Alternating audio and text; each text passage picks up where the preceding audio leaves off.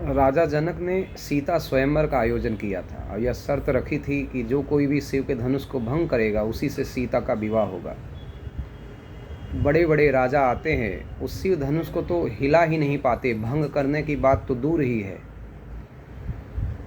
तब राजा जनक दुखी हो जाते हैं कि मैंने ऐसी शर्त क्यों रखी, लगता है पृथ्वी पर कोई राजा ही नहीं है। तो रामचरितमानस में तुलसीदास जी उसका सुंदर वर्णन करते हुए कहते हैं, अब जन कोई माखै भट मानी, वीर विहीन महे मैं जानी, तजौ आस निज निज गृह जाहू, लिखान विध वैदेही विबाहु।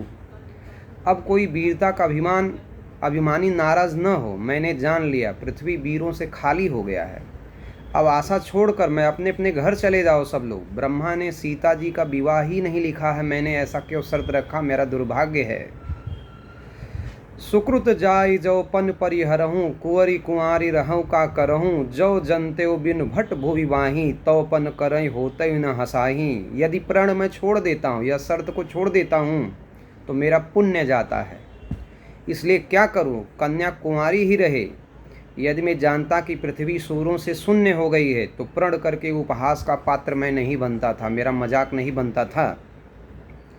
जनक वचन सुनि सब नर नारी, देख जाने कई भई दुखारी, माखे लखन कुटिल भय बहु, रदपट फरकत नयन रिसहु। जब राजा जनक ने ऐसा कहा, सभी स्त्री पुरुष जानकी जी की ओर देख करके दुखी हो गए कि इनका दुर्भाग्य ही है कि ऐसी शर्त रख दिया गया, लगता है यह कुंवारी ही रहेंगी, इनका विवाह ही नहीं होगा। लेकिन जो लक्ष्मण जी थे वह तमतमा उठते हैं, उनकी भवें टेढ़ी हो गई, ओठ फड़कने लगे और नेत्र क्रोध से लाल हो गए। और लक्ष्मण ने कहा, मैं विश्वामित्र गुरु जी के साथ में आया हूँ, स्वयंवर में मुझे निमंत्रण नहीं मिला है, लेकिन आप ऐसा न कहिए कि यह पृथ्वी वीरों से खाली हो गया। वो कहते, रघुवंश में जय को हो, तेई समाजस कहु न कोई, कही जनक जस अंचित बानी, विद्यमान रघुकुल मन जानी। लक्ष्मण कहते हैं, रघुवंशियों में कोई भी जहाँ होता है उस समाज में ऐसे वचन कोई नहीं कहता है। जैसे अनुचित वचन रघुवंश शिरोमणि श्री राम जी को उपस्थित जानते हुए जनक जी ऐसा क्यों कह रहे हैं, जहाँ रघुवंशी होते वहाँ भी कोई भी काम असंभव नहीं होता है। फिर कहते हैं, सुनो भानुकुल पंकज भानो, कहो स्वभाव न कछु अभिमानो, जो तुम्हारी अनुशासन पावऊँ, कंदुक यो ब्रह्मांड उठाऊँ। मैं सूर्य कुल रूपी कमल के सूर्य, सुनिए मैं स्वभाव से कहता हूँ, मैं कुछ अभिमान नहीं कर रहा हूँ। अगर आपकी आज्ञा पाऊँ तो मैं ब्रह्मांड को गेंद की तरह उठा सकता हूँ, ऐसा लक्ष्मण कहते हैं। फिर कहते हैं, कांचे घट जिम डारो फोरी, सकौ मेरु मूलक जिम तोरी, तब प्रताप महिमा भगवाना, को वापरो पिनाक पुराना। जो पिनाक धनुष, शिव जी के धनुष का नाम पिनाक धनुष था, मैं उस कच्चे घड़ी की तरह फोड़ डालूं, मैं सुमेर पर्वत को मूली की तरह तोड़ सकता हूँ। हे भगवान, आप के प्रताप की मैं बेचारा पुराना धनुष तो कौन सी चीज़ है।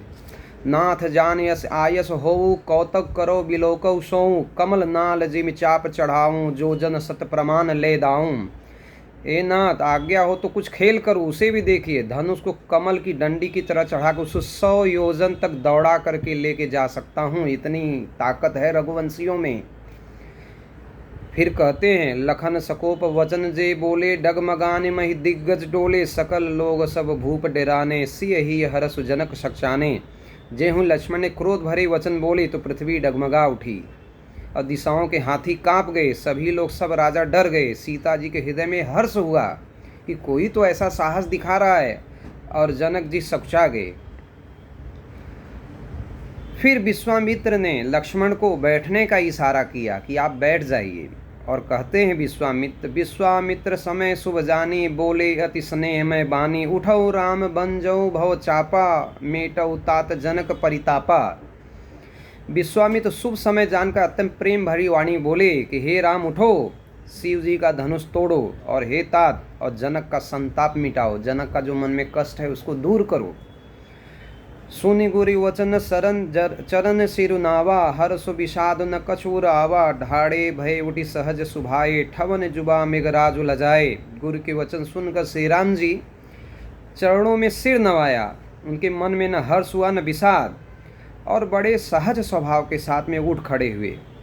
और उन्होंने क्या किया, फिर देखा कि सहजई चले सकल जग स्वामी मत्त मंजोबर कुंजर गामी चलत राम सब पुर नर नारी पुलक पूरी तन भये सुखारी। समस्त जगत के स्वामी श्री राम जी सुंदर मत वाले श्रेष्ठ हाथी की चाल से स्वाभाविक ही चले। श्री राम जी के चलते ही नगर भर के सब स्त्री पुरुष जो है सुखी हो गए और उनके शरीर रोमांच से भर गए।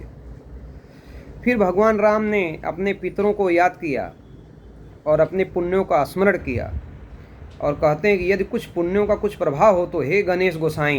भगवान गणेश जी को याद करते हैं कि रामचंद्र जी शिव जी के धनुष को कमल के डंडे की भांति तोड़ डाले। सखी सब कौतुक देख निहारी जेई कहावत हेतु हमारी को न बुझाओ कहो गुरु पाई अय बालक अस हट बल नाही। फिर जानकी की माता कहती हैं कि ये तो बालक हैं, जिसके बड़े बड़े राजा जो है उसको जो हिला नहीं सके शिव के धनुष को, यह बालक क्या करेंगे। रावण बाण छुआ नहीं चापा हारे सकल भूप करितापा सो धन राजकुंवर कर दे ही बाल मराल की मंदिर ले ही। रावण बानासुर ने जिस धनु को छुआ तक नहीं और सब राजा घमंड करके हार गए, वही धनुष सुकुमार राजकुमार के हाथ में दे रहे हैं। हंस के बच्चे भी कहीं मदराचल पहाड़ उठा सकते हैं, ऐसा सीता जी की माता कहती हैं। कह कुबंज कई सिंधु अपारा शोषण सुजय सकल संसारा रवि मंडप देखत लघु लागा उदय तासु त्रिभुवन तम भागा। कहाँ घड़े से उत्पन्न होने वाले मुनि अगस, कहाँ अपार समुद्र, किंतु उन्होंने उसे सोख लिया जिसका सूर्य सारे संसार में छाया। सूर्य मंडल देखने में छोटा लगता है पर उसके उदय होते ही तीनों लोगों का अंधकार भाग जाता है। तो उनकी सखियाँ उनसे कहती हैं कि नहीं, कुछ भी कार्य असंभव नहीं है, आप घबराइए नहीं। मन ही मन मनाव कुलानी होई प्रसन्न महेश भवानी करौ सफल आपनी सेवकाई कर हित हरौ चाप गरवाई। सीता जी अपने मन में ही भवानी को स्मरण करती हैं, पार्वती जी का स्मरण करती हैं कि व्याकुल मन ही मन मना, हे महेश भवानी मुझ पर प्रसन्न होइए, मैंने आपकी जो सेवा किया उसे सफल कीजिए और मुझ पर स्नेह करिए और धनुष के भारीपन को हल्का कर दीजिए। ऐसा सीता जी मन में विचार करती हैं कि यह राम इस धनुष को जरूर भंग करें। गणनायक वरदायक देवा आज लगे कि नहीं तू सेवा बार बार विनती सुनी मोरी करौ चाप गुरुता आदि थोरी।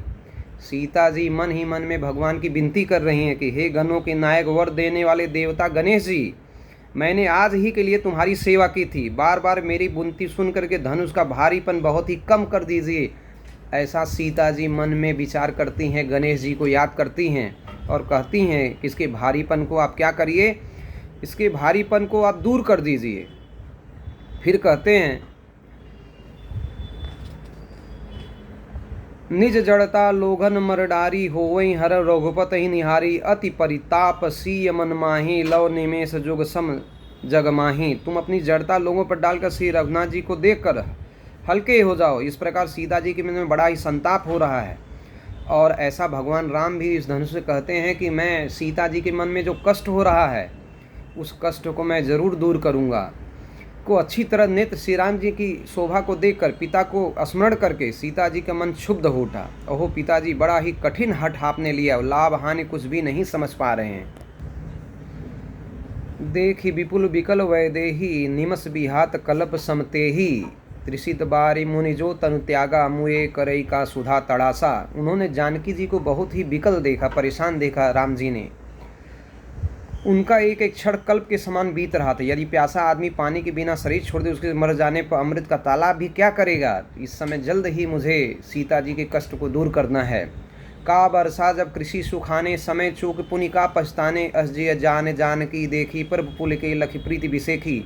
सारी खेती के सूख जाने पर वर्षा किस काम की, समय बीत जाने फिर पछताने से क्या होता है। जी में ऐसा समझा करके समझ करके श्री राम जी ने जानकी जी की ओर देखा।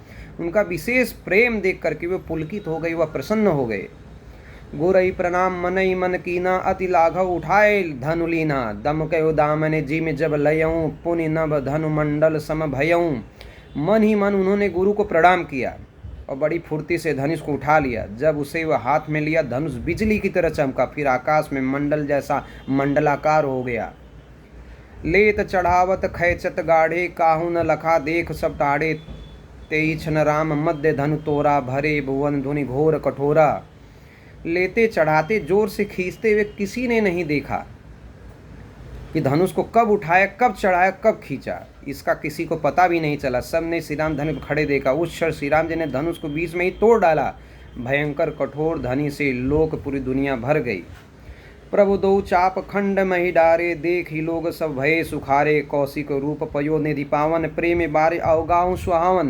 प्रभु ने धनुष के दोनों टुकड़े पृथ्वी पर डाल दिए, यह देखकर सब लोग सुखी हो गए। विश्वामित्र रूपी पवित्र समुद्र में जिसमें प्रेम रूपी सुंदर अथाह जल भरा। अब जनक के मन का जो विषाद था, जो कष्ट है, वह दूर हो गया। सीता की माता और सीता मन में अत्यंत हर्षित हो गई।